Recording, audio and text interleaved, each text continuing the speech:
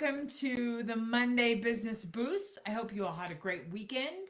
I do this every Monday just to reflect upon some things I've read about in the Harvard Business Review and other organizational communication journals to just give us a boost, to make us think about differently about how we approach a business during this week, to just give us a new frame of reference, to provide some information. I just want to provide us all, put us all in a space where we can perform the best. The challenges that we face in this ever changing economy and ever changing political atmosphere has had every business on edge over the past couple of months. So we just try to get through this together. So I hope you're doing well. I hope business is doing well. In Montana, we have some snow, which is nice for October. Kind of miss our fall, but we've had a really nice fall since. So I hope you're all doing well and enjoying it. I wanted to chat about a few things today about this theory that I talk about frequently in organizational communication. It's called sense making. And Carl Weick is the theorist that is behind this theory. And it's a really interesting theory, and it's been applied in many different contexts throughout organizational communication literature.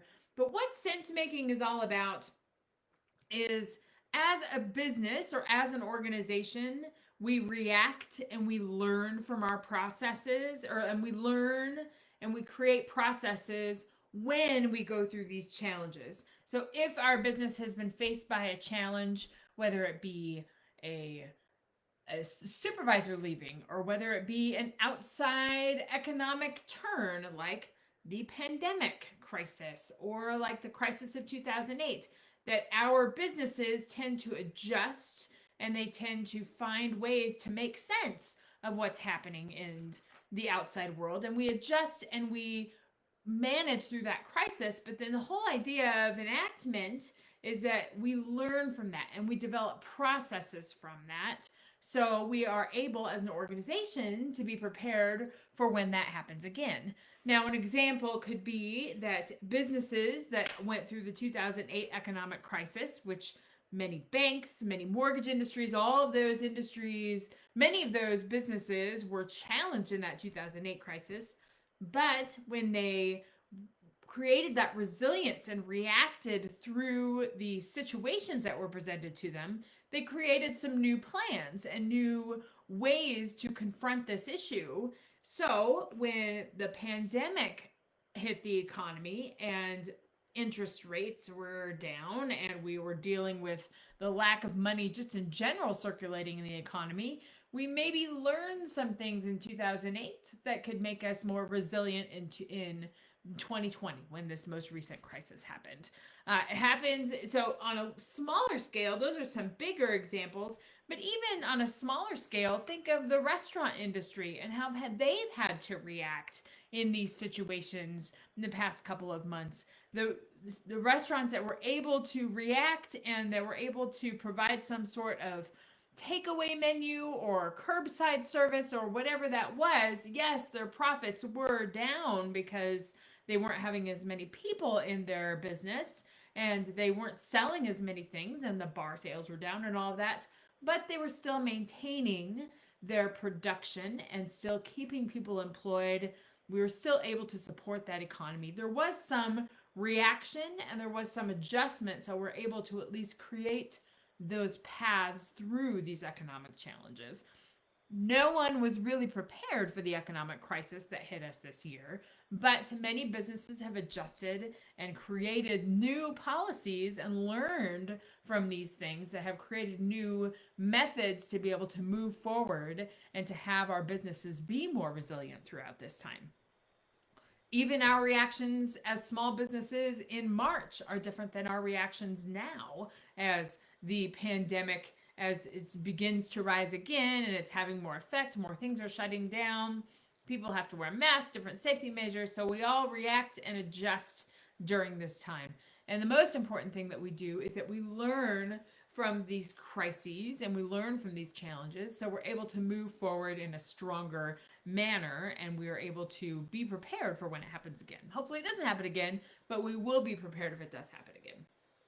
So the process of enactment is the ability for us to learn from these crises, learn from these challenges, and to be able to create new methods of how we conduct business. And it's the plausible, quick reaction, but we also have it be planned in the future if it ever happens to us again.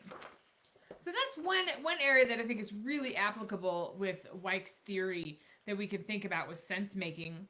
But the another thing that I think is really prominent and really key from this theory, or key as an extension of this theory, we have enactment where we've learned, but we also have to think on the other side of proactment. So enactment is learning from our mistakes, or learning from these crises, or learning from these situations that we've been through. Proactment is being prepared for these shifts and being prepared for the ups and downs in the economy, and anticipating moves that happen and anticipating shifts in the market. The real estate industry, for example, yes, in 2008 there was a huge impact that hit the economy, and nobody really understood what type of impact that was going to have. Same thing with the pandemic economic shift that happened in March and is still happening today. But there were some ways that they can plan for those future challenges. Think of like the retail industry. It's going to be interesting this year because there's not really a Black Friday that we're thinking about. That's happening right before Thanksgiving. But there will be an uptick in sales during that time because people are preparing for the holidays and preparing for Christmas. So it's a proactive way to think about how your business is going to change. Many retail businesses, we'll see what happens this year, but many retail businesses hire more people to have more customer service, to be able to make sure that they can maintain a quality customer service during this time and also fulfill everybody's needs. So businesses take a proactive approach to be able to meet the needs that their consumers are going to have. As small business owners, it's important to think about those things too. If you're in small business, then be prepared for Small Business Saturday, or be prepared for people to be out on the weekends. Maybe you adjust when you know you're going to have more people in your coffee shop or in your business. Whatever that is, we make these anticipated judgments about small adjustments that we can make to be able to make our business run more fluidly, so we can serve our clients at the best capacity we can, and so we can plan for when we move forward. If we know we're going to have more money coming in, then we can adjust to that. So enactment is really a critical theory to think about, and how we can react when we react, and then it changes the way that we react to crises or challenges in the future. We also have to think on the proactive side. What plans can we make right now if we anticipate any kind of changes, or if we anticipate that we're going to have a boost in revenue or a dip in revenue, whatever that might be? There's all these different things that we have to think about as business owners. It's a constantly moving force. This economy is constantly moving and changing. Our politics constantly shift our economy too. World events constantly shift our economy. So taking stock of that and understanding what is important within our particular context and our particular business is something that we as small business owners have to consistently think about. I'm in the education industry, and I'm in the coaching and the consulting industry. We have to be prepared to react. We have to react because all of these things have moved online, and we're doing a lot of remote learning and a lot of remote working. But we also have to be proactive and think about how we can be ahead of those changes, be ahead of the curve, and be able to have the best reaction that we can in our business to maintain our culture, to create that business resilience, and to make it through these challenges. So we're all in this together.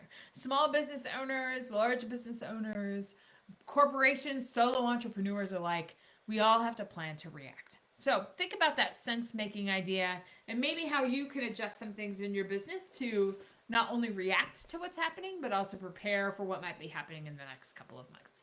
So I hope you have a great Monday. I hope you have a great week, and let's plan for the future and get through this together. We can build resilience in our small business. I'll talk to you next week. Have a great week.